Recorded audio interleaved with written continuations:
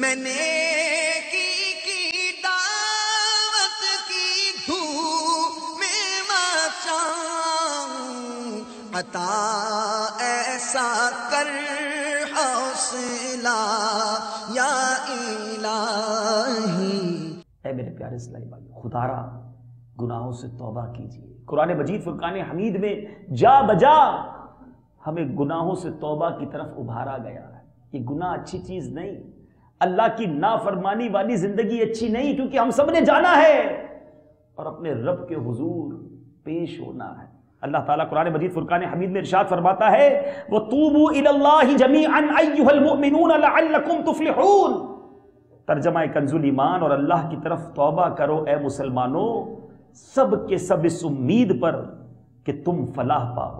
سنو سنو میرے رب کی رحمت تو دیکھو، آج دنیا میں کسی کو ایک بار ستاؤ، ایک بار اس کی نہ مانو، پھر معافی مانگو، بندہ کہتا چلو آئندہ نہ کرنا۔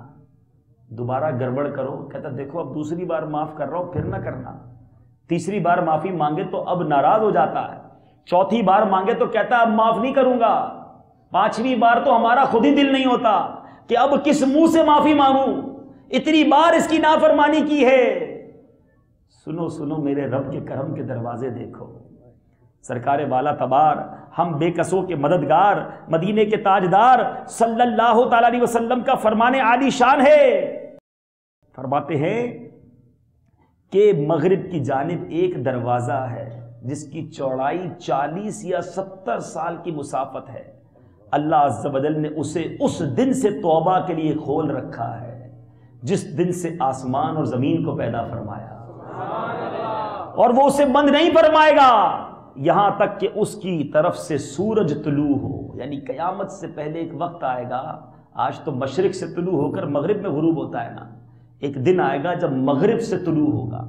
فرمایا جس دن رب کی یہ نشانی آ جائے گی اب توبہ کا دروازہ بند ہو جائے گا، تو توبہ کا دروازہ کھول رکھا ہے میرے رب نے، وہ پکار رہا ہے، اس کی رحمت پکار رہی ہے۔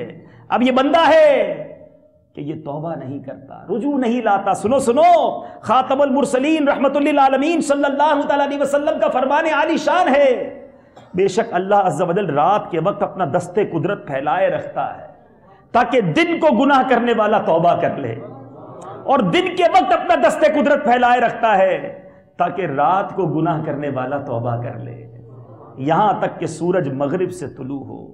اے میرے پیارے اور محترم اسلامی بھائیوں اور مدنی چینل کے ناظرین، رب کی رحمت تو پکار رہی ہے، وہ چاہتا ہے میرے بندے بخشے جائیں، وہ چاہتا ہے معافی مانگ لے، وہ چاہتا ہے سجدہ کر لے، پکار لے اسے۔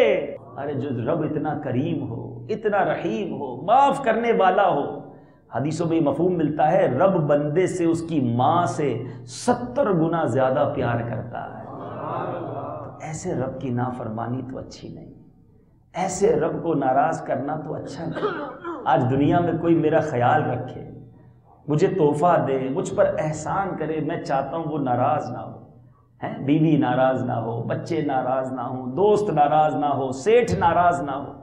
ارے سب کی ناراضگی کی فکر ہے، رب کی ناراضگی کی فکر نہیں۔ بتاؤ اگر سب راضی ہو گئے اور رب ناراض ہو گیا کیا کرو گے؟ ساری دنیا عزت کرے، ساری دنیا سر پہ بٹھائے، اور اگر رب ہی ناراض ہے تو کچھ نہیں پلے، اور کوئی نہ پوچھے اور میرا رب مجھ سے راضی ہو۔ یقین جانو یہی زندگی کا حاصل ہے۔ میں نیکی کی دعوت کی دھوپ میں مچاؤں، عطا ایسا کر حوصلہ یا الہی۔